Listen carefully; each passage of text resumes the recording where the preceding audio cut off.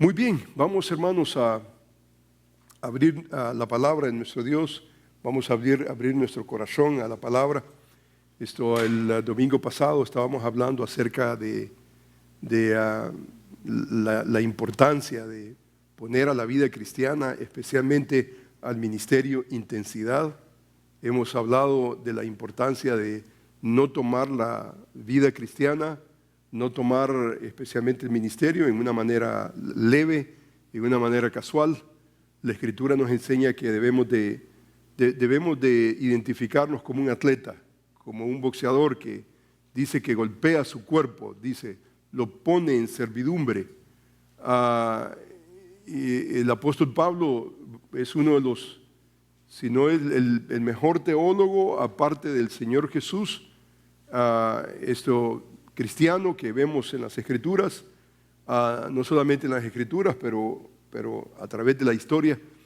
Y Él nos ayuda a entender, realmente nos ayuda a entender categorías importantes en la vida cristiana. Esto de intensidad, esto de disciplina, eso de dominio propio, eso de ser como un atleta que se esfuerza, se dedica con tal de obtener el premio. Eso es vocabulario paulino. El apóstol Pablo nos enseña que debemos de tomar la vida cristiana no en una manera casual, sino en una manera seria. El tema que vamos a tratar hoy, hermanos, tiene que ver precisamente con ese concepto y tiene que ver con la sabiduría de Dios, la sabiduría divina.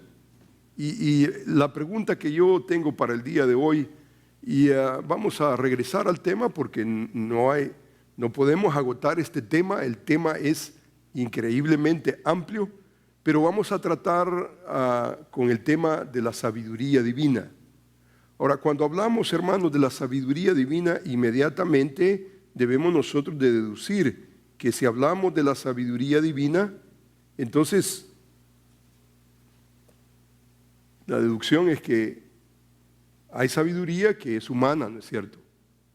Y el interés mío no es tanto la sabiduría humana, sino tratar la manera de adquirir la sabiduría divina que el libro de Dios nos enseña.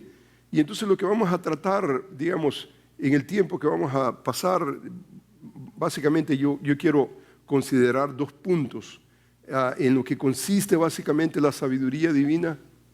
Es importante que nosotros entendamos lo que es la sabiduría divina y cómo nosotros podemos obtener la sabiduría divina. Y el día de hoy vamos a concentrarnos en el primer aspecto.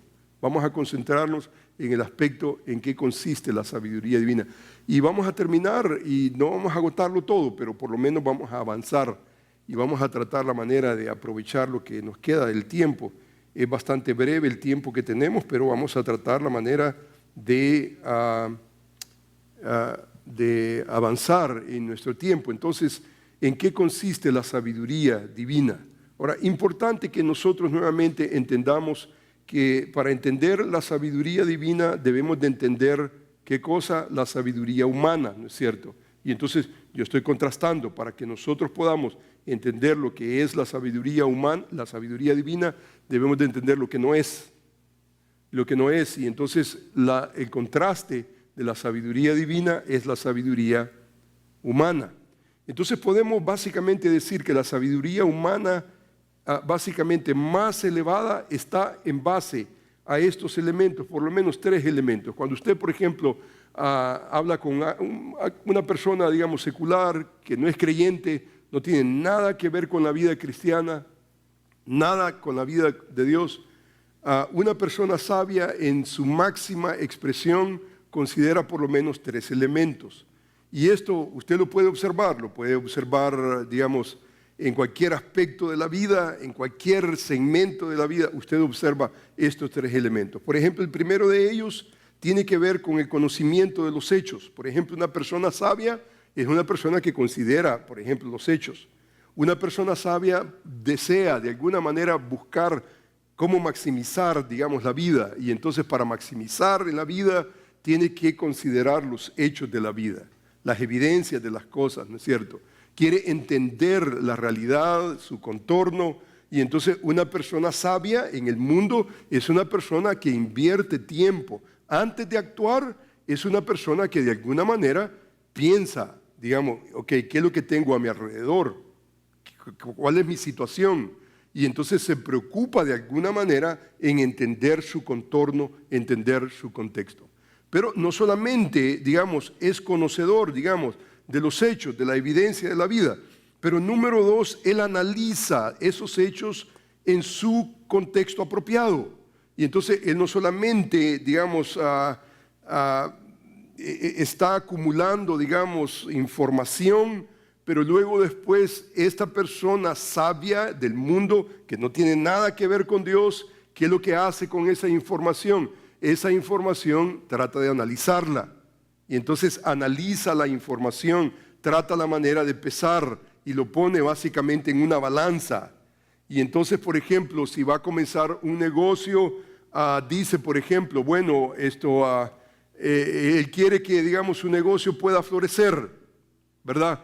Y entonces busca toda la información habida y por haber, por ejemplo, en el mundo de los negocios, por ejemplo, en la franquicia, por ejemplo, no ponen, por ejemplo, una franquicia en una esquina sin antes no hacer una demographic study, por ejemplo, un estudio demográfico de quién está ahí. Por ejemplo, si usted va a vender, por ejemplo, qué sé yo, sándwiches que sean, por ejemplo, vegan, por ejemplo, o que sean, por ejemplo,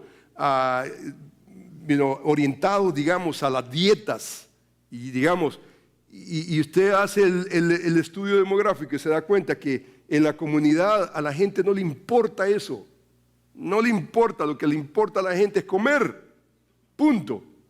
Es casi seguro que, digamos, ese negociante va a decir, bueno, si yo pongo un negocio en esa esquina, mi negocio me tiene 3 meses y no voy a tener gente.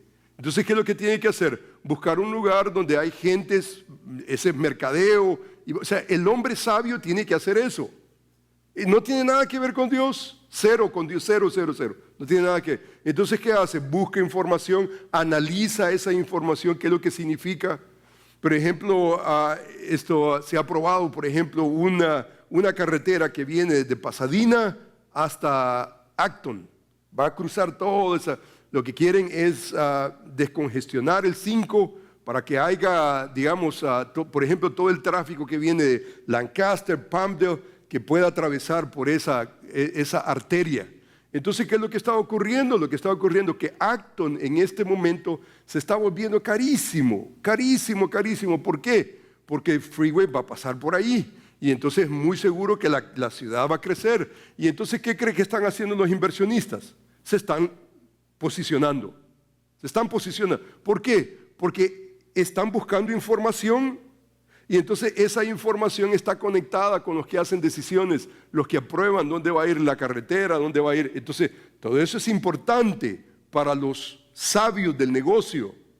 Y entonces están invirtiendo en toda esa área. ¿Por qué? Porque supuestamente es gonna boom, toda esa área ahí va a crecer y entonces con el crecimiento, ¿qué es lo que hay? Hay dinero. Ahora, la gente, por ejemplo, que no tiene nada que ver con Dios, todo lo que está pensando es dinero. Esa información la obtienen. Muchos de ellos compran esa información. Porque, como se dice en el mundo de los negocios, información, conocimiento es dinero. Y entonces, ¿qué es lo que hacen con esa información? Analizan esa información. Y número 3, si usted se da cuenta, la necesidad de ser decisivos está ahí. El inversionista no se puede quedar con las manos cruzadas, no se puede quedar solamente con el pensamiento. ¿Qué es lo que tiene que hacer?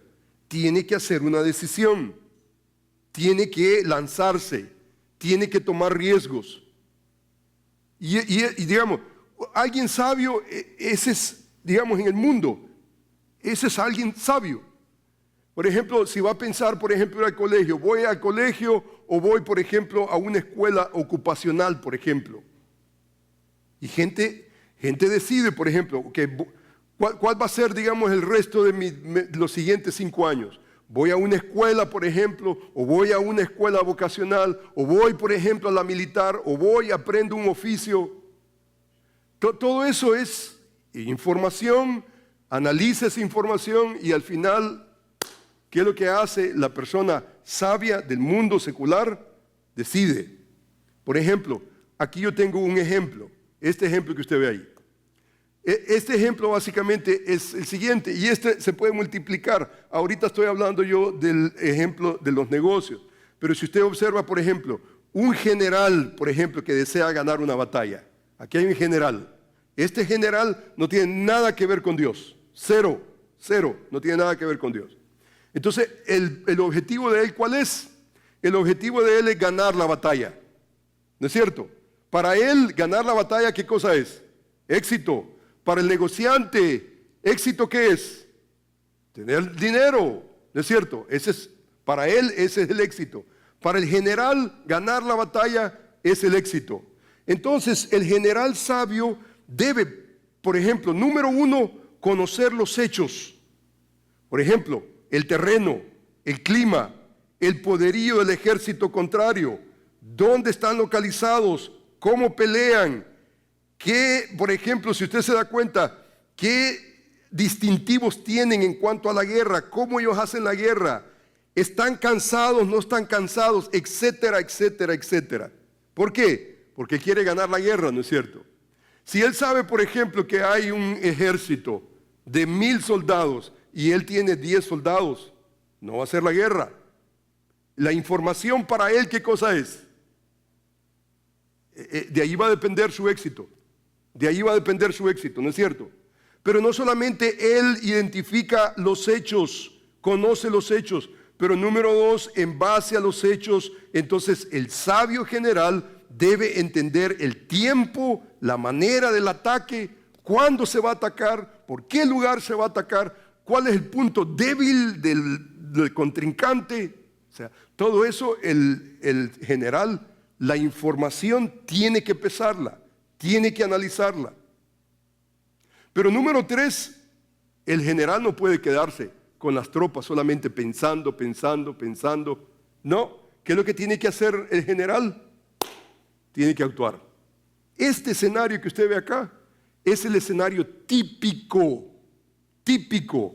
de alguien sabio en el sentido secular de la palabra. Ahora, esto, por ejemplo, bajo ningún punto de vista, por ejemplo, está ajeno en cierta manera de nosotros. Esto nosotros no debería de ser, digamos, algo extraño para nosotros. Nosotros como creyentes, de alguna manera, tenemos esos elementos, ¿no es cierto? Pero mi pregunta es, ¿qué diferencia hay de un creyente a un inconverso, un creyente que busca la sabiduría de Dios? ¿Qué es la sabiduría de Dios? ¿Cómo luce la sabiduría de Dios? A diferencia de la sabiduría del mundo. Y entonces la tarea que yo tengo para este momento es que nosotros podamos entender por lo menos un aspecto el día de hoy, un aspecto de la sabiduría divina, cristiana, bíblica. ¿Qué diferencia hay entre el mundo y nosotros? Lo que vamos a aprender el día de hoy, por ejemplo, el mundo se ríe de lo que vamos a hablar el día de hoy. Pero lo que vamos a tratar hoy es básicamente la esencia de la sabiduría. O sea que esto que vamos a aprender en una universidad, jamás de los jamases le van a enseñar esto. Ser sabio para el mundo en la universidad, en el sector secular, ¿qué es sabiduría? El panorama que acabo de describir yo en este momento. Pero conforme a la Escritura, ¿qué es ser sabio? Cuando, por ejemplo, Santiago dice, si alguno tiene falta de sabiduría, pídala a Dios, el cual la da y en abundancia le será dada. ¿Pero qué es esa sabiduría? ¿Cómo sabe usted que realmente usted está creciendo en sabiduría divina, no sabiduría secular? Secular cualquiera puede hacer eso.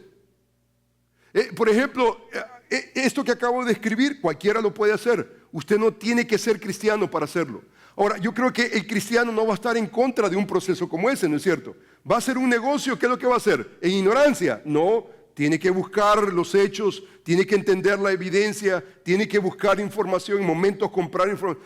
Eso es natural. Es como bañarse, por ejemplo. ¿El bañarse es para los cristianos o solamente para los incrédulos? No, es para todos. Yo entiendo que algunos de ustedes, ¿verdad? No se crean, no. Pero no, o sea, es como bañarse, es como asearse, es como la higiene, ¿no es cierto? Es para todo ser humano. Pero la sabiduría divina tiene ciertos distintivos que nosotros debemos de entenderlo. Y entonces lo que vamos a hacer, hermano, yo tengo mi reloj porque siempre se me va el tiempo, así que donde yo quiero aterrizar es en un pasaje, pero para aterrizar en un pasaje, un versículo que vamos a tratar el día de hoy, para aterrizar quisiera que entendieran contexto, que entendiéramos por lo menos cuando hablamos de sabiduría en las Escrituras, ¿de qué estamos hablando? Especialmente la sabiduría divina, no la sabiduría del mundo. Santiago también habla, por ejemplo, de la sabiduría terrenal, animal, diabólica. Hay ese tipo de sabiduría. A mí no me interesa ese tipo de sabiduría. Me interesa la sabiduría divina. Me interesa que cuando nosotros vengamos delante de Dios, Señor, dame sabiduría. Él la da. Y que nosotros podamos pensar, mira, yo estoy creciendo en sabiduría, mi esposa está creciendo en sabiduría, mi hijo está creciendo en sabiduría. La sabiduría divina, ¿cómo nosotros podemos entender? ¿Cómo usted puede darse cuenta que usted realmente está creciendo en la sabiduría divina, no secular? Todo eso es casi, es a given, como se dice en español, es casi, se pone por sentado que usted va a fomentar la higiene y va a bañarse como en el mundo.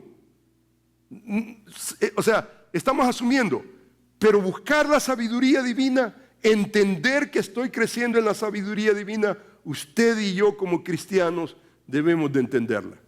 Y entonces vamos a tratar la manera de introducir este pasaje de esta manera. Mire, por ejemplo, este pasaje de la Escritura. Vamos ahora, dice, los que decís, hoy y mañana, dice, iremos a tal ciudad y estaremos ahí un año, traficaremos, ganaremos, cuando no sabéis qué será, dice el mañana, porque ¿qué es vuestra vida? Ciertamente es neblina que aparece por un poco de tiempo y luego se desvanece. Ahora, ¿esto qué cosa es? ¿Alguien pudiera decirme qué es lo que está describiendo Santiago en el versículo 13 y 14? ¿Qué es eso? ¿Alguien? Ok, planes, ¿qué es lo que está describiendo Santiago? Nuevamente, vamos ahora a los que decís, hoy y mañana iremos a tal ciudad y estaremos allá un año y traficaremos y ganaremos cuando no sabéis lo que será mañana, porque ¿qué es vuestra vida? Ciertamente es neblina que aparece por un poco de tiempo, luego se desvanece. ¿Qué es lo que está describiendo Santiago en el versículo 13 y 14? ¿Alguien? Perfectamente bien. Entonces, ¿qué es esto? Esto que está acá es la sabiduría humana. ¿Dónde está Dios en ese escenario? Cero, ahí no está Dios. Mira el versículo, en lugar de lo cual deberías de decir, si el Señor quiere. O sea, esta es la sabiduría divina. La sabiduría de Dios, ¿dónde comienza? Comienza con Dios, ¿no es cierto? En lugar que deberías de decir, si el Señor quiere, viviremos y haremos esto o aquello, pero ahora os jactáis en vuestras soberbias. ¿Qué es soberbia conforme al libro de Santiago? Soberbia es sacar de la ecuación a Dios. Dios no existe. ¿Dónde está Dios? O sea, es hacer la guerra sin Dios. Es hacer el negocio sin Dios. Es hacer el matrimonio sin Dios. Es hacer la familia sin Dios. Eso en la Escritura se llama soberbia. Dice el versículo, toda jactancia, soberbia, jactancia semejante es mala. Y al que sabe hacer lo bueno y no lo hace, le es pecado. sea, esto es pecado. Sacar a Dios de la ecuación. ¿Dónde está Dios? En la relación, por ejemplo, que estoy iniciando, ¿dónde está Dios? Cero completamente. Los salmos, por ejemplo, lo describen de esta manera. Si Jehová no edificare la casa, en vano trabajan los que la edifican. Si Jehová no guardare la ciudad, en vano vela la guardia. Por demás es que os levantéis de madrugada y vayas tarde a reposar y que comáis. O sea, por demás. O sea, es vano cuando Dios no está ahí. Dios no está ahí. O sea, cero a la izquierda. Tenemos planes, emprendemos, decimos. Y la pregunta es, ¿y dónde está Dios en todo esto? En todos tus planes, ¿dónde está? Vamos a tal ciudad, a otra ciudad. Y veniste delante de Dios a filtrar tus planes delante de Dios. Nuevamente, la sabiduría divina, ¿dónde comienza? Con la realización de que Dios está ahí y Él desea que nosotros en nuestros planes vamos a esta ciudad, traficaremos, haremos esto. ¿Y dónde está Dios en todo ese va y viene? ¿En dónde está Dios? Muchas veces, por ejemplo, hacemos matrimonio, por ejemplo, a nuestra manera, no a la manera de Dios. Muchas veces estamos interesados más en una ceremonia que en un matrimonio. ¿La ceremonia cuánto dura? Un día. ¿Y el matrimonio cuánto dura? Y usted se da cuenta, por ejemplo, de gente que invierte miles y miles de dólares en una ceremonia, pero usted le pregunta, por ejemplo, ¿has comprado un libro, por ejemplo, de matrimonio? ¿Tenés tu biblioteca, por ejemplo, de matrimonio? Tus 5, 7 libros que hablan de matrimonio. Cero. Completamente cero. ¿Dónde está Dios? O sea, no existe. El factor Dios no está ahí. Ahora, esto es importante que de alguna manera entendamos en términos generales. En términos generales, la sabiduría humana, la sabiduría secular, la sabiduría del mundo que no tiene en cuenta a Dios y la sabiduría divina que de alguna manera toma en cuenta a Dios, toma en serio a Dios. Para mí es importante lo que Dios tiene que decir. Yo voy a emprender esto, yo quiero saber, yo quiero entender lo que Dios tiene que decir. Cuando la Escritura dice, por ejemplo, no os unáis en yugo desigual con los incrédulos, para mí me importa eso. Si Dios lo dijo, lo entienda, no lo entienda, pero muchas veces, ¿qué es lo que hacemos? Conocemos a un joven simpático en el gimnasio con grandes muscles y nos deshacemos. Y entonces decimos nosotros, Dios se equivocó. Dios no se ha equivocado. Dios no se ha equivocado. El problema es que te inflaste en tu soberbia, en tu jactancia.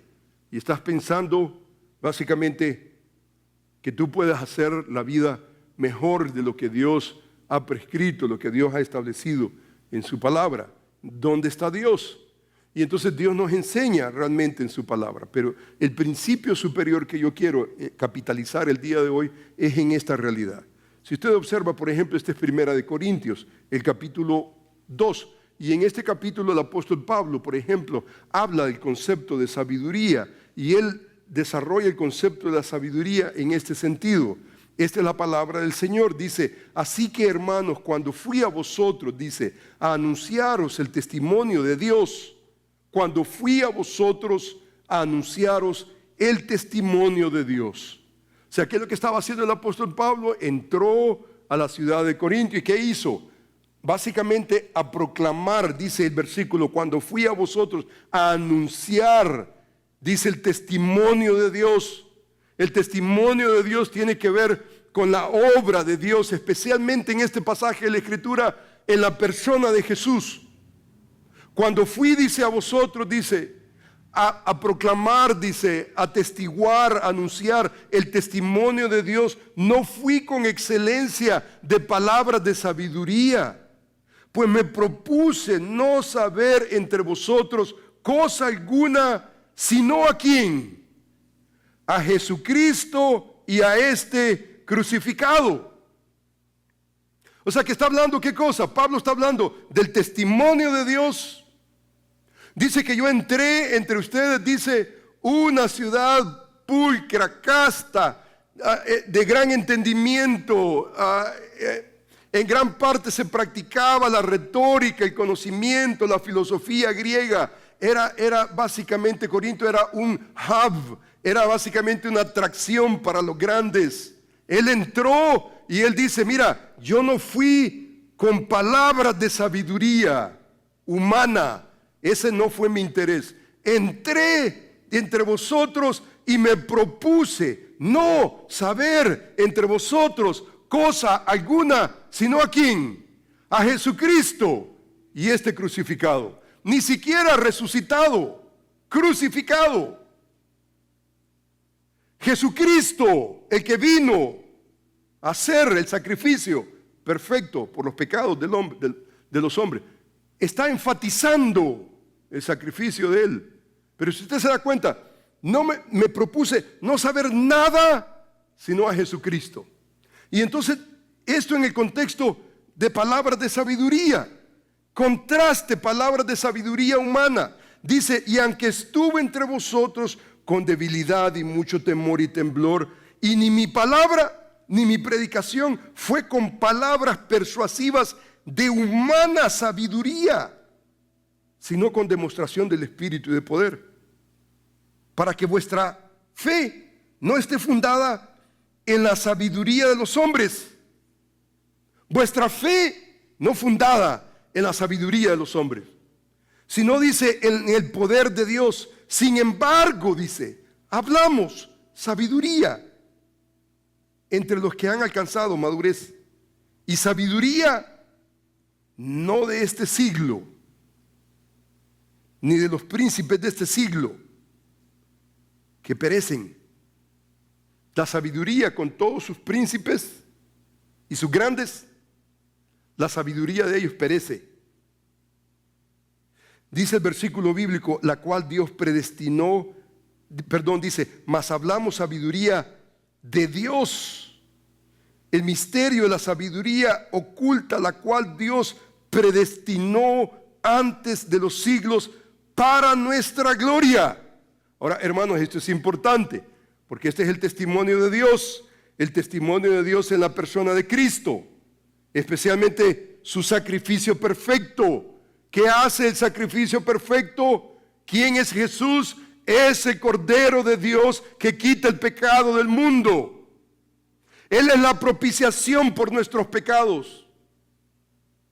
Y entonces el testimonio de Dios en la persona de Cristo es la sabiduría de Dios, no es la sabiduría del mundo. El mundo no quiere absolutamente que ver con la sabiduría de Dios. El testimonio de Dios en la persona de Cristo, no. Pero el creyente, ¿qué es lo que hace? El creyente, la sabiduría de Dios en la persona de Jesús, ¿qué es para nosotros? Dice el apóstol Pablo que es nuestra gloria. La sabiduría de Dios en la persona de Cristo es nuestra gloria. Hermanos, esto es importante. El mundo, ¿cuál es la gloria del mundo? Ganó una guerra.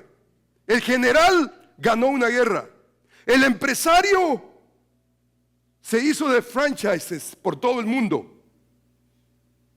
Éxito, dinero.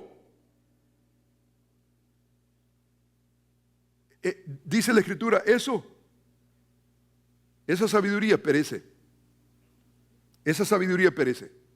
Tarde o temprano, esa sabiduría perece. Ahora, hermanos, no quiero que me malentiendan. No quiero que me malentiendan. Hermanos, yo no estoy hablando acá que, digamos, sus 40 horas, sus 7 días a la semana, si usted puede hacer y maximizar para la gloria de Dios eso, hágalo. No estoy hablando de eso, pero usted tiene conciencia. Su punto de iniciación no es la sabiduría del mundo, no es lo que brilla, lo que el mundo, qué gran cosa. No, ¿quién es? Es el testimonio de Dios en la persona de Cristo, y esa es nuestra gloria. Y dice el versículo, dice, la que ninguno de los príncipes de este siglo conoció.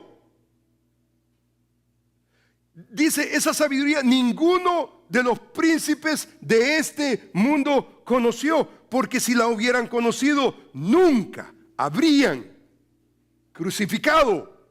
¿A quién? No dice Cristo, no, al Señor de gloria. ¿Por qué el Señor de gloria? Al Señor de gloria, ¿por qué? Porque Cristo en nosotros, Él es nuestra gloria. Esto no es accidental. Es cierto, teológicamente yo puedo decir Jesucristo, pero Pablo no dice Jesucristo. Él dice, no hubieran crucificado al Señor de gloria, enfatizando que Cristo es nuestra gloria, nuestra sabiduría. ¿Quién es? Es Cristo. Ese vocabulario, hermanos, es tan pero tan importante y no lo podemos despedir, y el tiempo se nos fue. Hermanos, pero yo quiero llegar a este pasaje bíblico. Vamos a llegar a este pasaje bíblico. Vamos a llegar a este pasaje increíble, precioso. Mire este pasaje de la Escritura. Mire el versículo 18 de este 2 Corintios, capítulo 3. Por tanto, dice, todos nosotros, todos. Mire qué interesante el pasaje. Por tanto, nosotros todos, mirando a cara descubierta como un espejo la gloria del Señor. Señor de gloria, la gloria del Señor. Somos transformados de gloria en la misma imagen como por el Espíritu del Señor. 5 cosas quisiera destacar en este pasaje, en el tiempo que tenemos. 5 cosas me gustaría destacar en este pasaje. Precioso. Usted lee el capítulo 3 y el capítulo 4 de 2 de Corintios, usted se da cuenta que el apóstol Pablo desde el capítulo 2 comienza a introducir el contraste entre el ministerio del nuevo pacto contrastado con el antiguo pacto. Y entonces hay un argumento, vamos a observar unos destellos de ese argumento, pero el apóstol Pablo básicamente contrasta el pacto nuevo con el pacto antiguo. Y esta es parte del argumento. Ahora, 5 cosas quiero destacar en este pasaje. Número 1, el por tanto. Ahora, ese por tanto, hermanos, si usted lo lee en el original, es eso que usted ve ahí, es un D. Y entonces es básicamente una conjunción de contraste. Esto se puede traducir, por ejemplo, pero nosotros todos. Ahora, la Reina Valera lo introduce como un por tanto, porque tiene una idea, digamos, de conclusión. En cierta manera, todo el argumento del capítulo 3 lo está llevando básicamente a una conclusión. Por tanto, así que, pero en la realidad es un contraste a una idea que la vamos a ver en unos momentos. La idea comienza específicamente desde el versículo 12 en adelante. Vamos a observar en unos momentos ese pasaje. Pero aquí hay básicamente, en el pasaje de la Escritura, hay un contraste muy interesante y hay una conclusión. Y aquí está básicamente terminando el argumento. Este es el sumario, la conclusión de todo el argumento. ¿Quién es la pieza central del nuevo pacto? ¿Quién es? ¿Quién es? Cristo, ¿no es cierto? Cristo. Ahora, aquí en este pasaje de la Escritura se le llama básicamente somos transformados de gloria en gloria. ¿A la imagen de quién? De la gloria del Señor, de Cristo. Y entonces la figura principal del antiguo pacto, ¿quién es? ¿Del antiguo pacto? ¿Se recuerda? Leemos el antiguo pacto. ¿Quién es la figura principal? Moisés, ¿no es cierto? Moisés es la figura principal, pero la figura principal en el nuevo pacto es la persona de Jesús. En la persona de Jesús es donde está el cumplimiento completo de todas las promesas del nuevo pacto. Y entonces todo este argumento viene y entonces Pablo está resumiendo. Y entonces dice, pero nosotros, ahora, dice, por tanto nosotros, pero nosotros, ya en ese momento que usted ve un contraste, entonces nosotros tiene un matiz. ¿Y cuál es lo contrario de nosotros? Lo contrario lo vamos a leer para que usted pueda observar un poquitito más. Este es el versículo 12 y aquí está el argumento. Lo que me interesa a mí es el versículo 18. Este es el versículo, por tanto nosotros todos, pero nosotros todos. Mire usted conmigo el versículo 12. Así que teniendo tal esperanza, usamos de mucha franqueza y no como Moisés. Moisés, no como Moisés. Dice el versículo, teniendo tal esperanza, usamos de mucha franqueza. Pablo dice, nuestra franqueza, nuestra seguridad, nuestra tenacidad, no es la tenacidad, la confianza que tenía Moisés. Dice, y no como Moisés, que ponía un velo sobre su rostro, para que los hijos de Israel no fijaran la vista en el fin de aquello que había de ser abolido. O sea, ese velo es importante. El pueblo de Israel veía a la inminencia a Moisés, venía del monte, traía la ley y el pueblo dice que se ponía un velo, dice Moisés, se ponía un velo para que no vieran su gloria. Porque ¿qué es lo que significaba eso? Probablemente la muerte de muchos de ellos. Y entonces dice que se ponían un velo, pero dice la Escritura, se ponían un velo, dice, en el fin de aquello que había de ser abolido. ¿Qué es lo que iba a ser abolido? El pacto mosaico. El pacto mosaico tenía su propósito y eso iba a terminar en la persona de Jesús con el nuevo pacto.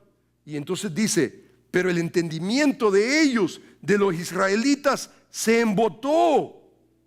Dice dice el versículo, porque hasta el día de hoy cuando leen el antiguo pacto les queda el mismo velo no descubierto, el cual por Cristo es quitado. O sea, leen la ley mosaica los israelitas y se quedan con el mismo velo. No pueden ver la gloria divina, no pueden verla. El velo está ahí. Pero dice el versículo bíblico, el cual por Cristo es quitado. El velo es quitado para poder ver la gloria de ¿quién? La gloria de Dios en la persona de Cristo. Ni siquiera Moisés. Moisés iba a caducar. Tenía su propósito y era decirle al mundo a través de la ley que era pecador. Y dice el versículo, el cual por Cristo es quitado. Y dice, y aún hasta el día de hoy, cuando se lee, dice a Moisés, el velo está puesto sobre el corazón de ellos. O sea, que tiene que ver con el corazón. El velo está sobre ellos. Pero cuando se conviertan al Señor, cuando hay conversión, ¿qué es lo que ocurre? El velo se quitará. ¿Y el velo se quitará para qué? Para ver la gloria de Cristo. Ahora, vea que esto es increíblemente importantísimo. Entonces dice el versículo 17, porque el Señor es el Espíritu. Y donde está el Espíritu del Señor, ahí hay libertad para entrar al lugar santísimo y gozar la gloria de nuestro Dios en la persona de Jesús. Y entonces dice, por tanto, nosotros todos, ¿en contraste a quién? ¿A quién? Los israelitas, ¿no es cierto? ¿Se da cuenta? Hoy entendemos bien, ¿verdad? dice el versículo, por tanto, nosotros todos, en contraste a los israelitas que no se han convertido en Cristo, ¿qué pensaban de Cristo? Es un impostor, es un impostor. Pablo tuvo esa mentalidad, ¿no es cierto? ¿Y qué pasó camino a Damasco? En el capítulo 9 hubo una conversión y Pablo habla de esa conversión. Y entonces, ¿qué logró ver? Logró ver la gloria de él. Entonces, regresemos nosotros al pasaje. Entendemos nosotros lo que significa nosotros todos. Nosotros todos es a diferencia de los judíos, pero nosotros todos, ¿qué significa? Hermano Heredia, ¿qué es lo que significa? Hermano Jorge, ¿qué significa nosotros todos? Ya sabemos que nosotros todos está a diferencia de los israelitas que tienen el velo todavía. Leen la ley y están embotados todavía, porque leen la ley y entonces ellos no quieren ver a Cristo. No quieren ver a Cristo, quieren ver una religión, pero no quieren ver a Cristo. Y entonces el velo está impuesto. Pero cuando se conviertan, dice, el velo les será quitado. Entonces van a lograr ver la gloria de Dios en la persona de Cristo. Pero entonces dice el versículo, por tanto, pero nosotros todos, ¿quiénes son nosotros todos? ¿Quién es, hermano? Jorge. Los creyentes, ¿no es cierto? Estos son los creyentes, estos son creyentes, estos son judíos. Estos son los judíos que no creen, ¿no es cierto? Pero estos son los creyentes. Entonces dice, nosotros todos, judío o gentil,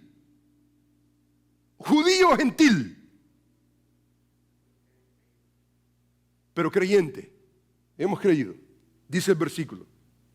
Mirando. Esto es para los creyentes solamente. Esto es exclusivamente para los que han sido convertidos, los que han venido a la persona de Jesús, los que desean al Señor Jesús. Dice, nosotros todos mirando a cara descubierta como en un espejo la gloria del Señor. Mire qué interesante. El primer aspecto, ¿qué cosa es? El primer aspecto es de contraste. Esto es contraste. Pero si usted observa, aquí no solamente hay un contraste. Aquí encontramos nosotros básicamente en ese contraste el sujeto, somos nosotros, somos creyentes. Pero si usted se da cuenta, hay dos calificadores. El primero es que los creyentes, ¿qué es lo que hacen? Un participio, mirando, un participio. Pero no solamente mirando dice a cara descubierta. Mirando a cara descubierta, ¿qué significa eso? Sin un velo. Si nosotros no leemos el versículo 12 al versículo 18, entonces no entendemos. Cara descubierta, ¿qué es eso? O sea que no hay velo. No necesitamos velo. Ese velo, ¿qué es? Es el velo de incredulidad. Es el velo de desobediencia. El creyente ha sido convertido para poder ver, dice la Escritura, como en un espejo. ¿Qué significa eso? O sea, no es cara a cara. No es cara a cara. Y esto es importante, hermanos, de alguna manera. Porque 1 Corintios capítulo 13, se recuerda, el versículo, por ejemplo, 12 dice, ahora vemos, dice, por espejo, oscuramente, mas entonces veremos cara a cara. Ahora conozco en parte, pero entonces conoceré, dice, cómo fui conocido. O sea, esta es una dimensión, esta es 1 Corintios. Y Pablo tiene en mente, ¿qué cosa? Dice el versículo, ahora vemos por espejo. Y vemos por espejo oscuramente, o sea, no completamente. Pero va a llegar un momento en que vamos a ver, ¿qué cosa? Cara a cara. No vamos a necesitar espejo. Ahora, hermano, es importante, por ejemplo, primer siglo, el mundo griego, el espejo para ellos no era la perfección que tenemos hoy en día, un vidrio, era bronce. Y lo que usted veía, usted lo podía ver, pero no lo podía ver con la perfección y los detalles. Pero Pablo añade una nota muy interesante. Si usted se da cuenta, nosotros estamos básicamente en un continuum. Estamos en un continuum muy interesante porque Pablo introduce la historia con el pueblo de Israel. Moisés, hay un velo. Nosotros no tenemos ese velo de incredulidad. Nosotros podemos ver sin ese velo. Dice, mirando cara descubierta, pero como en un espejo. Dice, la gloria del Señor. No lo vemos cara a cara, pero un día, nosotros en la eternidad vamos a verlo cara a cara. Y esa es una promesa enorme. Vemos nosotros no solamente una historia, Moisés, vemos nosotros un presente, los cristianos, en el tiempo presente, en Cristo Jesús, pero vemos también una dimensión escatológica, futura, eterna. Pero mientras llegamos allá, mirando, dice, a cara descubierta, como un espejo. ¿Qué cosa? La gloria del Señor. ¿Y sabe lo que ocurre con eso? Somos transformados de gloria en gloria. Interesante porque encontramos nosotros ese sumario, encontramos el sujeto, encontramos dos calificaciones, encontramos un objetivo. ¿Cuál es el objetivo? El objetivo de ver la gloria de Cristo. ¿Cuál es el objetivo? Ser transformados de gloria en gloria. Muy interesante. Somos transformados de gloria en gloria a la misma imagen. Ahora, este nuevamente es un indicativo presente pasivo. Y esto es interesante porque es un indicativo presente pasivo. ¿Y qué es lo que significa? La Reina Valera pierde el elemento pasivo. La Biblia de las Américas lo mantiene. ¿Y cómo nosotros mantenemos en una traducción esa voz pasiva? Si usted se da cuenta, se puede traducir estamos siendo transformados. Alguien hace la acción en nosotros. A medida que nosotros contemplamos la gloria de Cristo, nosotros somos transformados de gloria en gloria. Somos transformados sugiriendo una vez más que la acción la estamos nosotros recibiendo. Hay alguien que nos está transformando, recibimos esa acción y es interesante que esa transfiguración, el verbo es metamorfo, que es donde viene la palabra metamorfosis. Y es un cambio. Nosotros básicamente sufrimos un cambio, una transfiguración, una metamorfosis con una gloria creciente a la imagen de Cristo. Y hermanos, eso es sabiduría para nosotros. Sabiduría no es esto. ¿Sabe lo que es sabiduría? Ser transformados a la imagen de Cristo progresivamente, de gloria en gloria, siendo semejantes a Cristo. Esa es nuestra sabiduría. El mundo está interesado en eso. Pero qué importante es que una esposa sea transformada de gloria en gloria a la imagen de Cristo. Qué importante que un esposo sea transformado de gloria en gloria a la imagen de Cristo. Qué importante que un hombre de Dios sea transformado de gloria en gloria a la imagen de Cristo. Esa es nuestra sabiduría. Cristo es nuestra sabiduría. ¿Pero qué significa que Cristo sea nuestra sabiduría? Es que le contemplamos. Y a medida que contemplamos quién es Él, el Señor Jesús dice: aprended de mí que soy manso y humilde de corazón. y hallaréis descanso para vuestras almas. ¿Y sabe lo que significa eso? Esa es nuestra sabiduría. ¿Sabe cómo lo dijo el apóstol Pablo? El apóstol Pablo lo dijo de esta manera: por quien vuelvo a sufrir dolores de parto hasta que Cristo sea formado en vosotros. Esa es sabiduría divina. Para nosotros los creyentes, ese es nuestro punto de iniciación. No es solamente información, no es un asunto periferal, no es un asunto secular, no es un asunto secundario. No. ¿Sabe lo que es sabiduría para nosotros? Cuando usted viene delante de Dios y le dice: Señor, dame sabiduría. Si alguno tiene falta de sabiduría, pídala a Dios, el cual la da. Y entonces, ¿cómo usted va a traducir eso? ¿Sabe cómo lo va a traducir usted? Cuando usted comience a observar su vida, que usted está tomando la semejanza de Cristo más y más, usted está en el camino de la sabiduría. Va en buena dirección.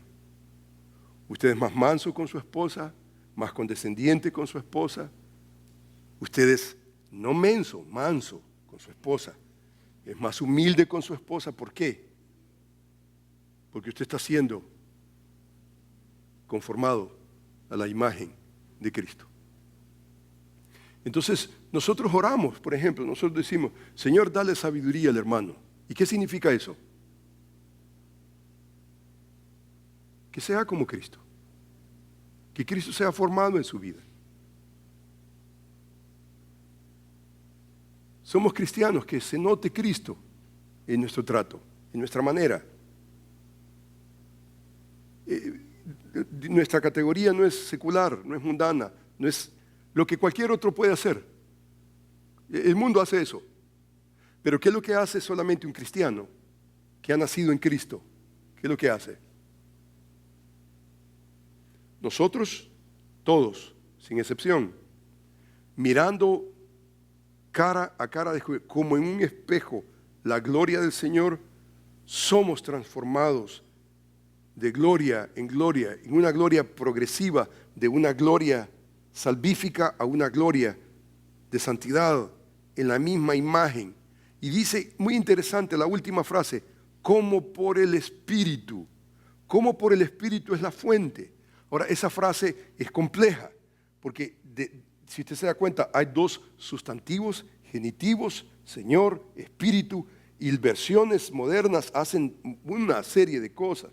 Pero yo creo que lo más estable para traducir esa frase es como por el Señor, que es el Espíritu, que es un equivalente, por así decir, por la acción del Señor, que es el Espíritu. Ahora, esa traducción no es, digamos, un disparate. ¿Por qué?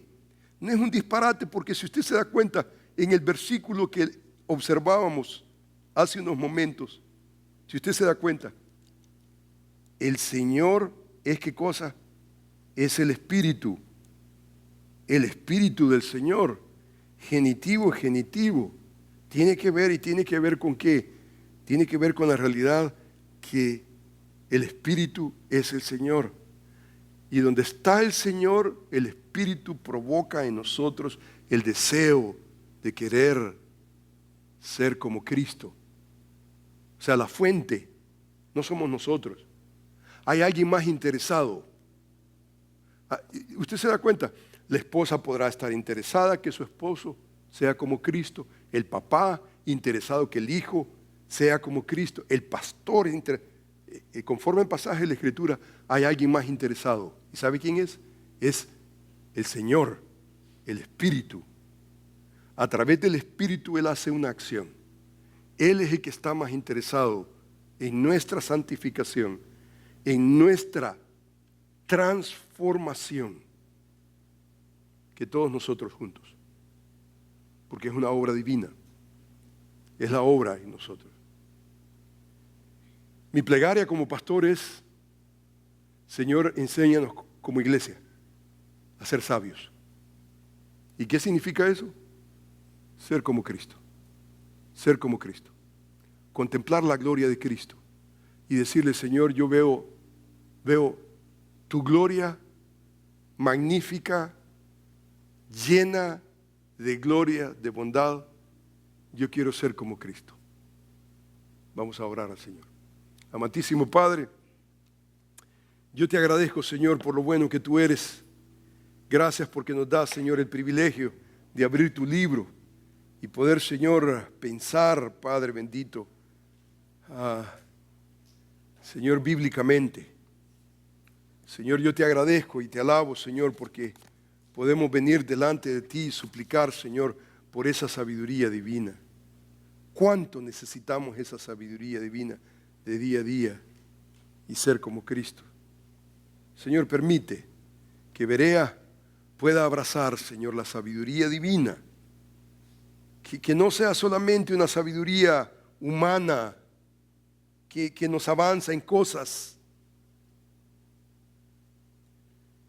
Que podamos ser como Cristo.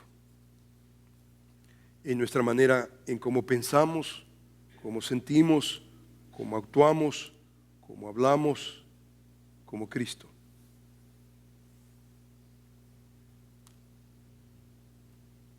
Señor, yo te alabo, te bendigo. Te bendigo, Señor, porque tú eres el que nos das las categorías. No es para nosotros inventar, es para nosotros descubrir la esencia de la sabiduría. Y la esencia de la sabiduría divina es Cristo en nosotros. Él es la esperanza de gloria. Te bendecimos en Cristo Jesús. Amén. Bendiciones, hermanos.